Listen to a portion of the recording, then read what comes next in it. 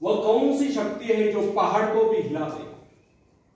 विश्वास, आत्मविश्वास। आत्मविश्वास संपन्न व्यक्ति के लिए सब कुछ संभव है।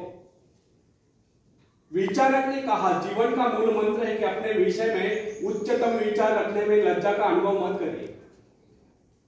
यदि भगवान ने आपको ऐसा बनाया है, इसमें उसको किसी प्रकार की लज्जा नहीं आई, तो फिर आप क्यों लज्जित होते हैं? एक युवक था, वो सदा मुस्कुराता रहता था। उसका शरीर दुबला पतला था, इस पर भी वो बड़े से बड़ा काम करने के लिए तत्पर रहता था। एक दिन उससे पूछा गया, आप सदा मुस्कुराते क्यों रहते? क्योंकि मुस्कुराना ही तो जीवन है। ये जिंदगी 4 दिन की है, मुस्कुरा कर क्यों न जिए, ये उसकी सार्थक सोच थी। अब जो वह हर काम करने के लिए तत्पर रहता था, यह उसका आत्मविश्वास था। ऐसे लोग ही सही मायने में जीते हैं जिनके ओठों पर मुस्कान हो और दिल में कूट कूट कर आत्मविश्वास भरा हो। फ्रेंड्स, विश्व युद्ध के वीर सैनिकों के विषय में एडवर्ड केम्पर ब्रोड्स ने लिखा, हमारे सैनिकों की वीरता की कहानियां वर्णनातीत है, आश्चर्यचकित करने वाली है। जिनको हम साधारण सैनिक समझ रहे थे, उन्होंने अनेक आश्चर्यकारक कारनामे कर दिखाए। उदाहरण के लिए उस युवक को लीजिए जो अपने स्कूल के दिनों में बड़ा ही ढीला ढाला सा लगता था, अनुपस्थित ही रहता था, जो परीक्षा में कभी उत्तीर्ण नहीं हुआ। उसने जब सेना में भर्ती होने का यत्न किया तो शारीरिक परीक्षा के अवसर पर डॉक्टर ने उसको अयोग्य घोषित कर दिया। उसने फिर यत्न किया, फिर भी असफल रहा। इस प्रकार अनेक बार असफल होने पर भी न जाने कैसे एक दिन वो सेना में भर्ती हो ही गया। और जब हमने उसको देखा तो हम समझ गए कि कुछ ही दिनों में वो अपने हाथ पैर तुड़वा कर वापस चला जाएगा। बहुत दिनों तक उसके विषय में किससे कुछ नहीं सुना, किंतु अचानक एक दिन उसके मित्र के पत्र से विदित हुआ, मालूम हुआ कि उसने खाई में पड़े जलते हुए बम को उठाकर उसके फटने से पहले दूर फेंककर खाई वालों के जीवन बचा दिए। इस प्रकार एक दिन वो भीषण गोलियों के बौछार के बीच में से होकर गुजर गया और वहां से अपने घायल साथी को निकाल कर ले आया। ब्रोड्स के बाद हमें भी अपने जीवन में अनेक ऐसे युवक मिलते हैं जो कुछ ना होते हुए भी बहुत कुछ कर गुजरते हैं। उनमें भले दूसरों की अपेक्षा कम शक्ति हो, कम योग्यता हो, परंतु उनमें असीम आत्मविश्वास होता है, जिसके सहारे वे इस प्रकार के महान आश्चर्यकारक कारनामों में सफलता दिलाते हैं। यह मनुष्य का विश्वास ही है जो असंभव को संभव कर देता है। आत्मा में विश्वास, परमात्मा में विश्वास, मनुष्य का आत्मविश्वास उसको देवता बना देता है जिसकी इच्छा पूर्ण होनी चाहिए। फ्रेंड्स, दुनिया में जितने भी आविष्कार हुए या जितने भी ऐतिहासिक परिवर्तन हुए, उन सब के पीछे एक ही शक्ति थी, वो शक्ति थी आत्मविश्वास। ईश्वर ने हमें भय की भावना नहीं अपितु शक्ति की भावना प्रदान की। उसने हमें प्रेम करना सिखाया और सुलझा हुआ मस्तिष्क दिया। फिर भी अधिकांश लोग स्वयं को अपनी दुर्बलताओं से मापते, अपने सामर्थ्य से नहीं। यह बहुत कम लोग सोचते कि हम में कितनी शक्ति है। हाँ, हम में कितनी दुर्बलता है इसका हिसाब फटाफट लगा लेंगे। हमारे जीवन में कितनी खुशियां है इस नजरिए से नहीं देखेंगे, बल्कि दुखों का हिसाब लगाएंगे, संकटों को गिनेंगे। मनुष्य अपने महत्व को अपने विजय से मापने के अपेक्षा अपने पराजय से मापते हैं। ऐसे लोग अपने विजय की आकांक्षा को मात्र स्वप्न ही समझते हैं, उसे अपना जीवन का अंग नहीं बनाते। तुलनात्मक दृष्टि से देखा जाए तो बहुत कम लोग ऐसे होते जो अपनी सामर्थ्य का उचित मूल्यांकन कर पाते हैं। अधिकांश लोग तो अपने विजय को किसी अन्य सामर्थ्य की विजय मान बैठते हैं। तथापि विश्वास ही एकमात्र शक्ति नहीं, वो महानतम शक्तियों में से। फ्रेंड्स, युद्ध में बंदूक नहीं अपितु मनुष्य के भीतर का आत्मविश्वास लड़ता है। शेरपा तेईसिया ने हिमालय पर विजय प्राप्त नहीं की थी, विजय पाई थी उसके आत्मविश्वास ने। कार का महान बोले, जब इजराइल शिविर में युद्ध करने के लिए पहुंचा तो उसने उसे ललकारते हुए कहा, यदि किसी में साहस हो तो आगे बढ़े, परंतु किसी ने साहस का परिचय नहीं दिया। उसकी दूसरी ललकार सुनकर डेविड नाम का एक सैनिक उससे युद्ध करने के लिए आगे बढ़ा। गोलियत दाड़ रहा था, चिल्ला चिल्ला कर अपनी वीरता का बखान कर रहा था। डेविड जब साहस करके आगे बढ़ा तो वहां एकत्रित अनुभवी लोगों ने उसको अनेक प्रकार के शस्त्र पकड़ाए, किंतु उसने उन सबको वापस कर दिया। लोगों ने उसको बहुत समझाया कि इसके बगैर वो किस प्रकार लड़ेगा। उसने कहा मुझे इन शस्त्रों का अभ्यास नहीं, मैं इन्हें नहीं चला सकता, ये मेरे शस्त्र नहीं, मेरे पास अपने शस्त्र है जिनके सहारे मैं उससे लड़ूंगा। डेविड ने वे सारे शस्त्र वापस कर दिए, केवल अपनी गुलेल ली और सामने पड़े कुछ पत्थर उठा लिए। दूसरी ओर वो फिलिस्तीनी गोलियत सिर से पांव तक हथियारों से लैस और ढाल से ढका हुआ था। उसके पास बड़े बड़े घातक शस्त्र थे। गोलियत ने जब एक निहत्थे इजरायली युवक को यानी कि डेविड को अपने से युद्ध करने के लिए आगे बढ़ते हुए देखा तो फिर उसी प्रकार ललकारते हुए बोला, आओ मेरे पास आओ, मैं तुम्हारा मांस नोच कर आकाश में उड़ने वाले चिल कौवों को खिलाऊंगा। उसकी गर्भोक्ति सुनकर डेविड ने उससे कहा, गोलियत तुम तो मेरे पास ढाल और तलवार लेकर आए, किंतु मैं तुम्हारे पास उस ईश्वर से विश्वास लेकर आया हूं जिसकी आज्ञा का तूने उल्लंघन किया।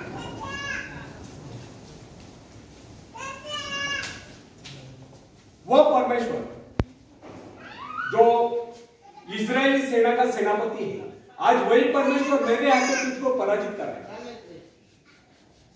उस फिलिस्तीनी के पार्टी डेविड के पास दिखावे के लिए शस्त्र नहीं थे। उसने किस शस्त्र पर विश्वास न जमा कर केवल अपने परमात्मा पर विश्वास जगाया था, अपने आत्मविश्वास पर विश्वास जगाया था। उसी विश्वास के आधार पर उसने गोलियत को पराजित कर दिया। फ्रेंड्स, आप सबको पता है कि विवेकानंद जी हर चीज कहा करते थे, जिनके पास विश्वास है, आत्मविश्वास है, वही आस्तिक है, और जिनमें आत्मविश्वास नहीं है वह नास्तिक है। तो डेविड ने अपने गुलेल में एक पत्थर सटाया और गोले के माथे को निशाना बनाकर उसे छोड़ दिया। पत्थर लगते ही वह वही जमीन पर लोटपोट हो गया। यह डेविड के दृढ़ आत्मविश्वास का एक परिणाम था कि सिर से पांव तक हथियारों से लैस गोलियत को उसने धूल चटा दी। केवल एक गुलेल और ईश्वर के प्रति अपने विश्वास के दम पर, अपने आत्मविश्वास के दम पर।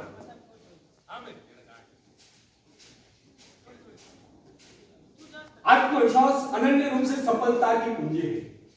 यदि विश्वास नहीं, भरोसा नहीं, तो उपलब्धि नहीं। विश्वास जितना दृढ़ होगा, विजय की संभावना उतनी अधिक होगी। हम लोगों में यदि कमी होती है तो केवल आत्मविश्वास की। हम लोगों में यह भावना नहीं होती कि हमारे भीतर जो ईश्वर आत्मविश्वास के रूप में हमारे अंतःकरण में बैठा हुआ है, वो संसार की सबसे बड़ी शक्ति है। वो शक्ति हमारी सहायक है। जो उसकी आत्मविश्वास होता है उसके लिए कोई भी कार्य असंभव नहीं होता। जो मनुष्य अपना आत्मविश्वास जागरूक कर लेता है उसकी शक्ति स्वयं में दोगुनी हो जाती है। जो व्यक्ति दृढ़ विश्वास के साथ किसी बात को कहता है, सभी श्रोताओं पर उसका वैसा ही प्रभाव पड़ता है। आत्मविश्वास के बल पर मनुष्य भयंकर से भयंकर परिस्थिति में भी अड़िग रह सकता है। यदि मनुष्य में विश्वास न हो, ना ही उसका परमात्मा की शक्ति पर विश्वास हो, तो वह कितनी महत्वाकांक्षाएं क्यों न पाल ले, वह उनकी पूर्ति नहीं कर सकता। यदि मनुष्य में आत्मविश्वास नहीं है तो प्रगति के पद पर यदि मनुष्य में आत्मविश्वास नहीं है तो वह कितना ही परिश्रम कर ले, उसका सारा परिश्रम व्यर्थ ही जाए। जो व्यक्ति अविश्वासी होता है, समझे कि वह जीवन के नियम के विरुद्ध कार्य कर रहा है, अतः उसका असफल होना निश्चित है। उसको किसी प्रकार की उपलब्धि नहीं मिल सकती। हंसने मुस्कुराने जैसा मामूली कार्य भी, जिसमें व्यक्ति को जेब से कुछ खर्च नहीं करना पड़ता, बिना आत्मविश्वास के संभव नहीं। आत्मविश्वास के अभाव में और भी मुस्कुराने से मना कर देते हैं।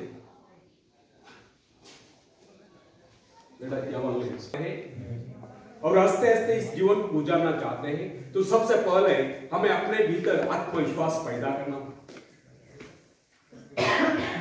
उन दो मनुष्यों में इस धरती और आकाश का अंतर होता है, जो अनात्मविश्वासी है और जो आत्मविश्वासी है। जो व्यक्ति आत्मविश्वास रहित होता है उसका जीवन कभी विपत्ति और उठ नहीं सकता। जबकि जो व्यक्ति आत्मविश्वासी होता है उसका जीवन ऊपर को उठे बिना नहीं रह सकता। संसार में जितने भी महान कार्य जिस किसी ने किए हैं वे सब साहस के आधार पर ही हुए और किए गए।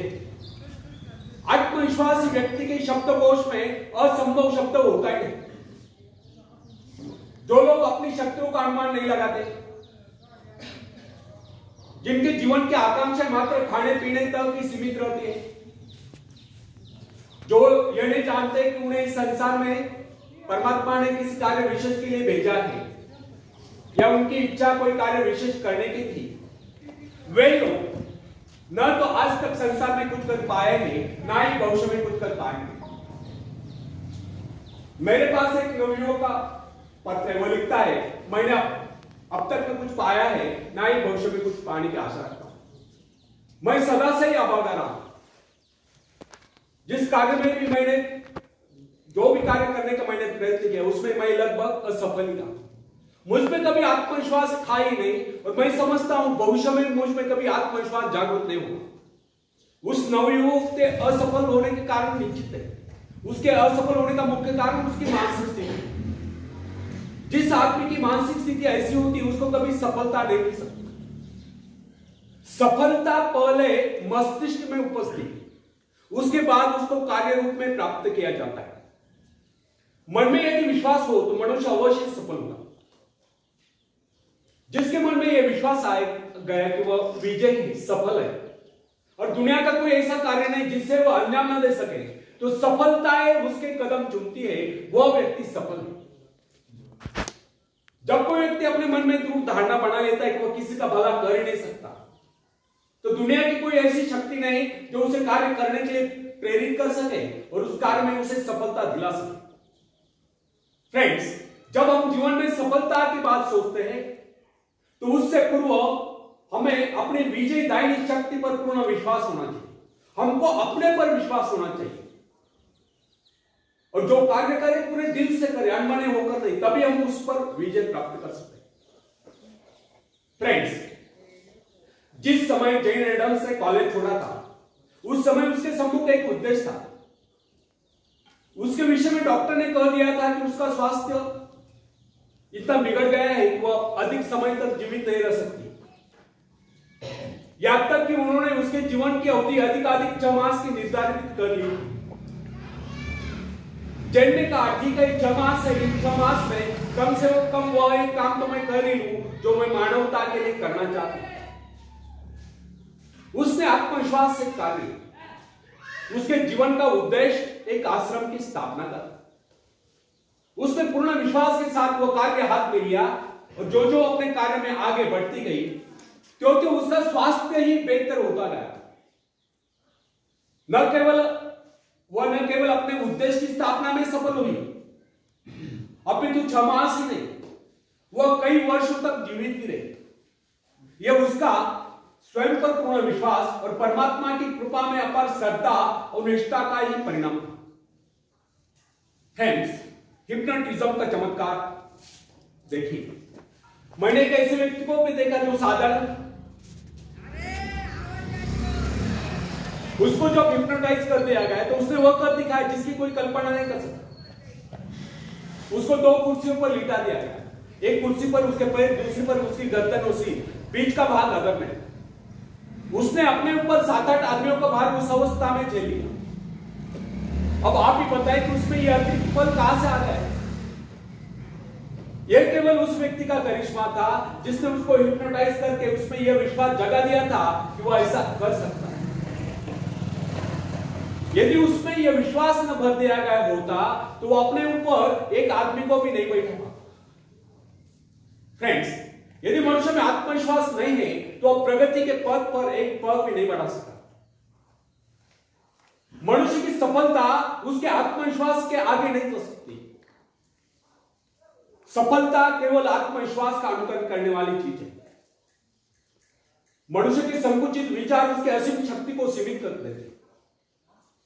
जो जो मनुष्य में आत्मविश्वास की वृद्धि होती जाती है तो उसकी कार्य शक्ति बढ़ती जाती है।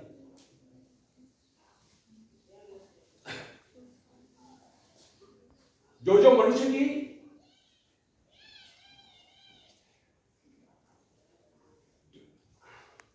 जो मनुष्य में उसका आत्मविश्वास बढ़ जाता है, वैसे वैसे उसकी कार्य शक्ति भी बढ़ जाती है। मनुष्य की उस शक्ति का माप, मनुष्य की इस कार्य शक्ति का माप उसके उस तार से किया जाता है जिसके माध्यम से वो अपने सृष्टा से, ईश्वर से जुड़ा होता है। यदि उसने अपने आत्मविश्वास का वो तार छोटा कर लिया तो उसमें शक्ति भी थोड़े समय के लिए ही आएगी। फ्रेंड्स, अब्राहम लिंकन के विषय में कोई किसी प्रकार का अनुमान नहीं लगा सकता। वो दिखने में बहुत ही सामान्य सा व्यक्ति था, किंतु जो ही अमेरिका में पहले पल उत्तर दिशा से गृह युद्ध की सनसनाहट आरंभ हुई और राष्ट्रपति पद के निर्वाचन का समय निकट आता गया, अचानक लिंकन के मन में भाव उठा, क्यों न वह इस बार अपने सारे राष्ट्र का भार अपने कंधों पर ले। बस फिर क्या था, विचार आते उसने निश्चय किया, उसका आत्मविश्वास जागा और वह राष्ट्रपति पद के निर्वाचन के प्रत्याशी बन गया। उसने उन लोगों से कहा जो किसी उपयुक्त व्यक्ति की तलाश कर रहे थे, आप मेरे नाम का समर्थन क्यों नहीं करते? उसने कहा कि उसके अंतःकरण में प्रेरणा हुई, उसको देश का कार्य करना चाहिए, इसलिए वो खड़ा हो गया। उसने उस समय के राजनीतिविदों को बता दिया कि इस विपत्ति की परिस्थिति में वह देश की बागडोर संभालेगा, उसमें यह योग्यता है। उसने अपना आत्मविश्वास प्रकट करते हुए कहा कि इस निर्वाचन में वह अवश्य विजय होगा। उसका यह कहना आत्मश्लाघना नहीं समझना चाहिए, अपितु इसे उसका आत्मविश्वास ही कहना होगा। उसका यह आत्मविश्वास सत्य सिद्ध हुआ और लिंकन राष्ट्रपति पद के निर्वाचन में विजय घोषित किए गए। और दुनिया जानती है लिंकन एक सफल राष्ट्रपति हुए, जो कि अपने भाग्य का निर्माता है, जो आत्मविश्वासी होता है, उसके प्रति सभी श्रद्धा और सम्मान की भावना रखते हैं।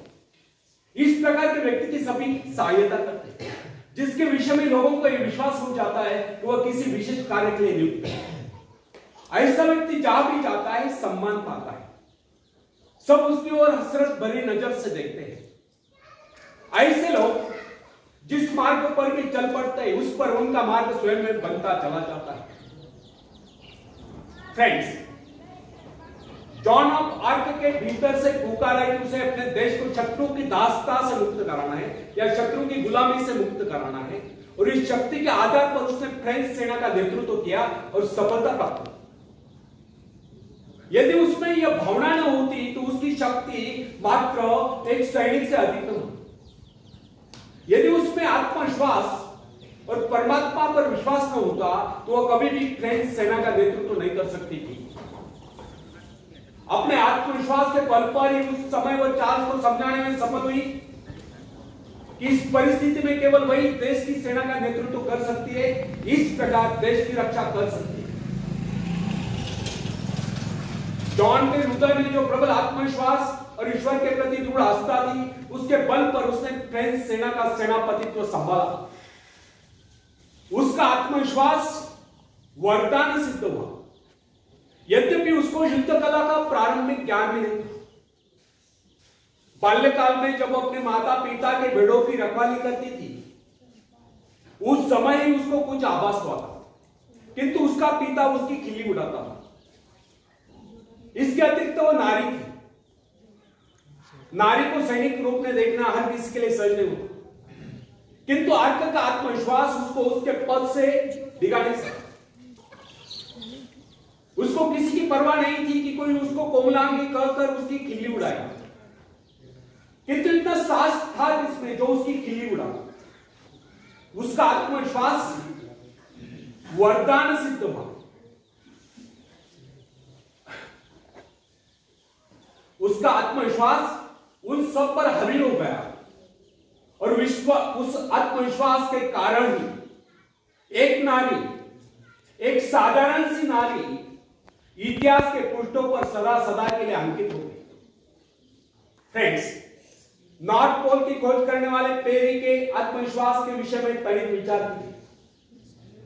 उसने इसके लिए एक बार नहीं अनेक बार प्रयत्न किए।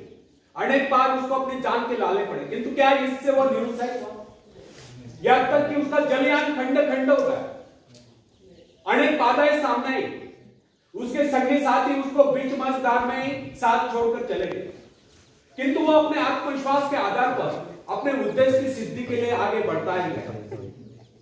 उसके अपने जीवन का लक्ष्य उत्तरी ध्रुव को प्राप्त करना था, जो उसके मन से कभी नहीं मिटा। फ्रेंड्स, संसार में ऐसे लोगों की कमी नहीं जो कि छोटे छोटे पदों पर कार्यरत होते हैं। क्या कारण है जो उन पर अपनी आज्ञा चलाते हैं, वे उनसे योग्यता में कम होने पर भी ऊंचे पदों पर पहुंच गए?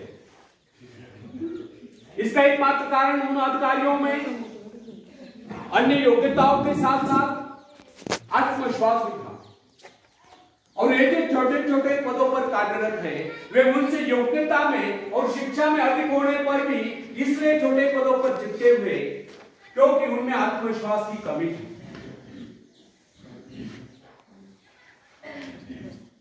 मेरा एक परिचित जो कि अन्य अधिकारियों की अपेक्षा कम आयु का ही था, उसको अस्थायी रूप से उच्च पद प्राप्त हुआ जिसकी उसको अपेक्षा तक नहीं थी, किंतु यह उसका आत्मविश्वास ही था कि उसने उस पद की गरिमा को इस प्रकार निभाया कि लोग आश्चर्यचकित रह गए। यह उसका आत्मविश्वास ही था कि अनायास प्राप्त उस पद पर उसने सफलता से कार्य किया और उसके स्वामी का, उसके मालिक का उस पर विश्वास दृढ़ हो गया और उसने उसको उसी पद पर स्थायी रूप से नियुक्त कर दिया। फ्रेंड्स, यदि मैं असफल रहा तो यह जो प्रश्न है यह मनुष्य के जीवन को नष्ट कर देता है। यह भावना अपने मन में कभी उठने नहीं देनी चाहिए। असफल रहा तब क्या हुआ, फिर कभी सफलता मिल जाएगी, किंतु आरंभ से यह सोचकर हताश हो जाना उस परमात्मा के प्रति अविश्वास है जिसने आपको उस कार्य की प्रेरणा दी। जब मनुष्य अपने आत्मविश्वास पर संदेह करने लगता है तो निश्चय जानिए यदि वो सफल होता हो तो भी सफल नहीं होगा, और यदि मनुष्य में आत्मविश्वास है तो फिर वह कभी असफल हो ही नहीं सकता। अपने आत्मविश्वास के दम पर वह कोई ऐसा रास्ता निकाल ही लेगा जो उसको सफलता के शिखर पर पहुंचा देगा। फ्रेंड्स, अपना मूल्यांकन आप करें। लोग आपके विषय में क्या कहते हैं यह महत्वपूर्ण नहीं है।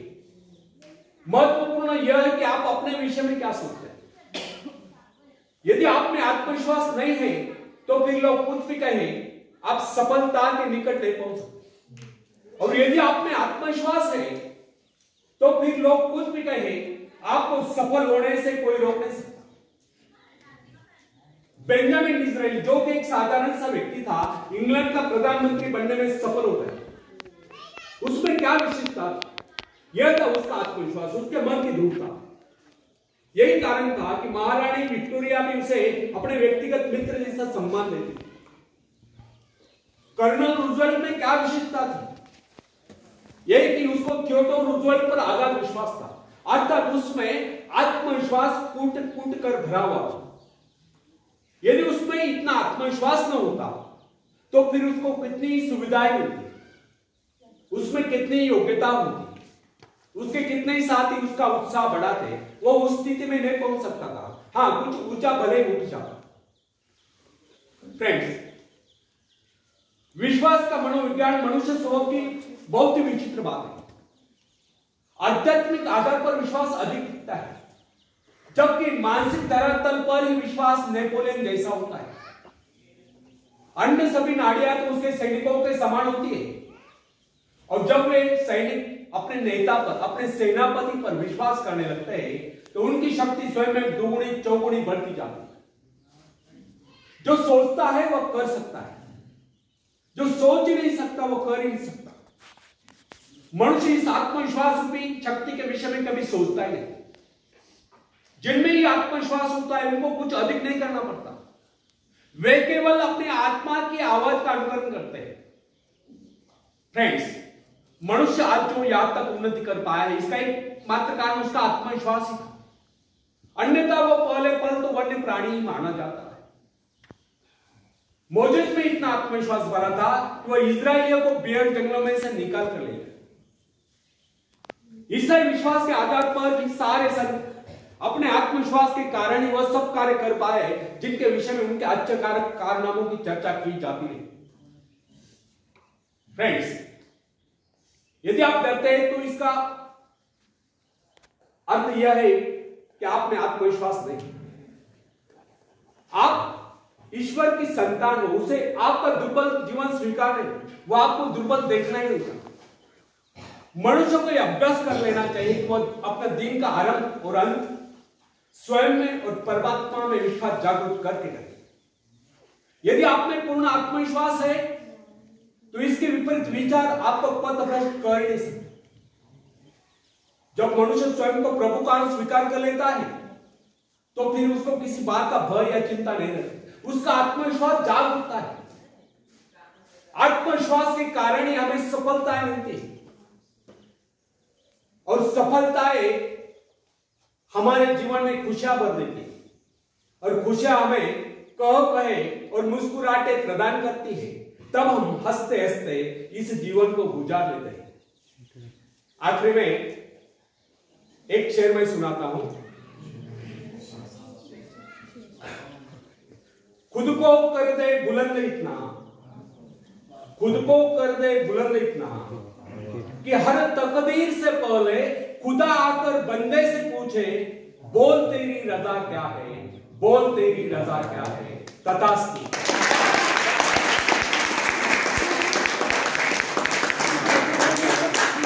स्वप्न युवकांबद्दल ते पूर्ण करण्यासाठी मी खारीचा वाटा उचलतोय। त्यातून मी जास्तीत जास्त युवकांपर्यंत कसं पोहोचता येईल यासाठी माझे सतत प्रयत्न चालू असतात। खरं तर मी आत्मनिर्भरता या विषयावर मी बोलणार होतो आज, पण मी बोलणार नाही कारण मला एवढा कमी मापला हे विचारलंय की नाही। मला तुमच्या कॉलेजवरती बरगतच जे सर्व विद्यार्थी असतील तेव्हा मी ते देणार आहे। आलं लक्षात? फक्त तुम्ही मागणी करा, डिमांड करा, म्हणजे मुलगा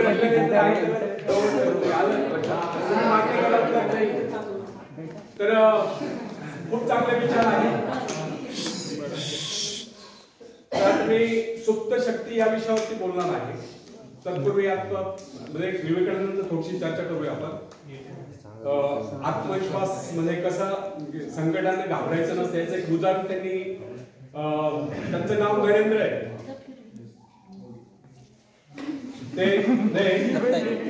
ते जेव्हा काहीतरी 10-12 वर्षाचे असताना, नरेंद्र 10-12 वर्षाचा असताना विवेकानंदांचं नाव नरेंद्र।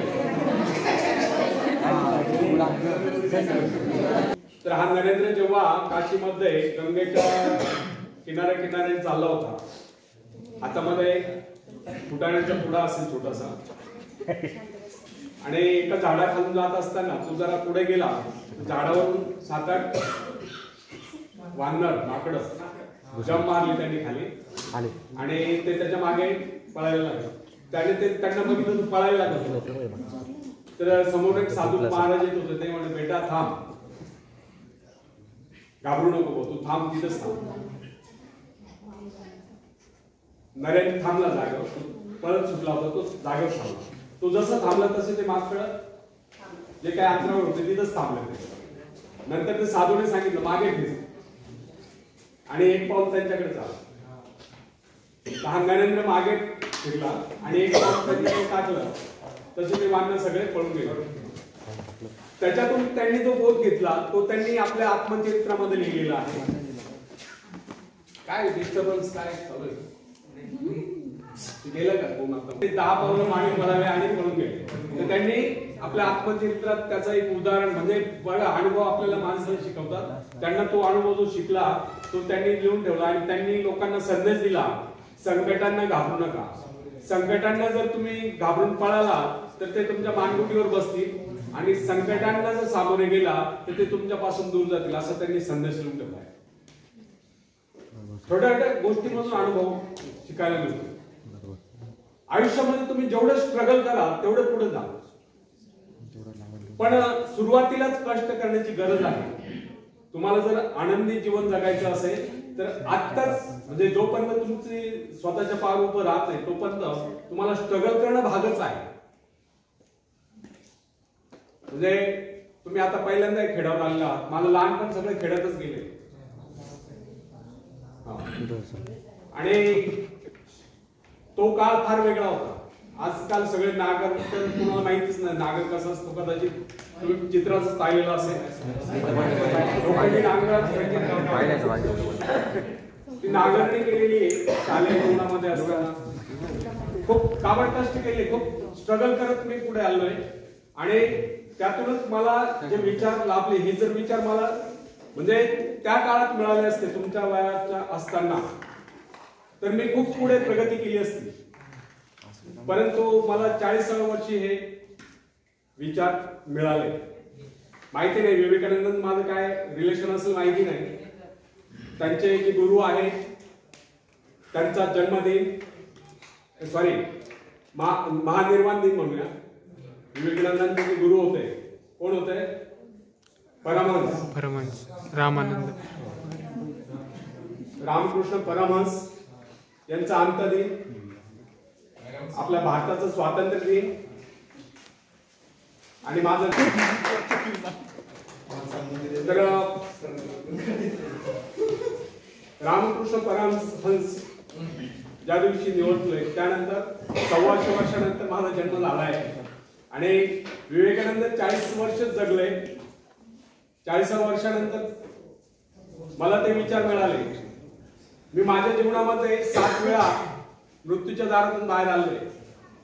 एकदा 2 एसटीचा ऍक्सिडेंट वाचवलाय स्वतः डेअरिंग करून स्टेअरिंग बाजूला करून गाडी कसारा घाटामध्ये 2 एसटी बसेस वाचवल्या. 7 वेळा मरणाच्या दारातून आलोय. त्यामुळे मला खूप अपेक्षा आहे जास्तीत जास्त हे जे बोनस लाईफ आहे हे युवकांसाठी देण्याची माझी तळमळ आहे.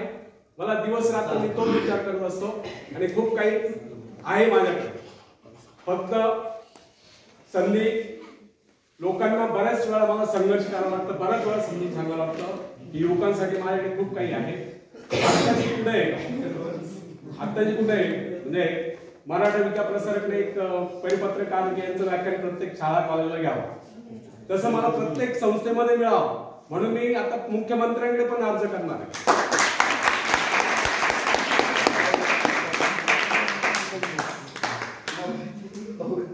खरं तर म्हणजे करोनाच्या आधी करोना आल्यामुळे मला थांबावं लागलं. मला ऑल इंडिया फिरायचा विचार होता म्हणून मी हिंदीमध्ये डेव्हलप केले सर्व व्याख्यान. असं संगीत वृत्ती ठेवून चालत नाही. त्यासाठी हिंदी सर्वांना समजतं काही प्रॉब्लेम नाही. मला बरेचसे आपले मराठी लोक म्हणतात तुम्ही मराठीत का बोलता. अरे म्हटलं फार तर आज मी इंग्लिश मध्ये परदेशात जाऊन देईल व्याख्यान पण मला आता मागे खेचू नका.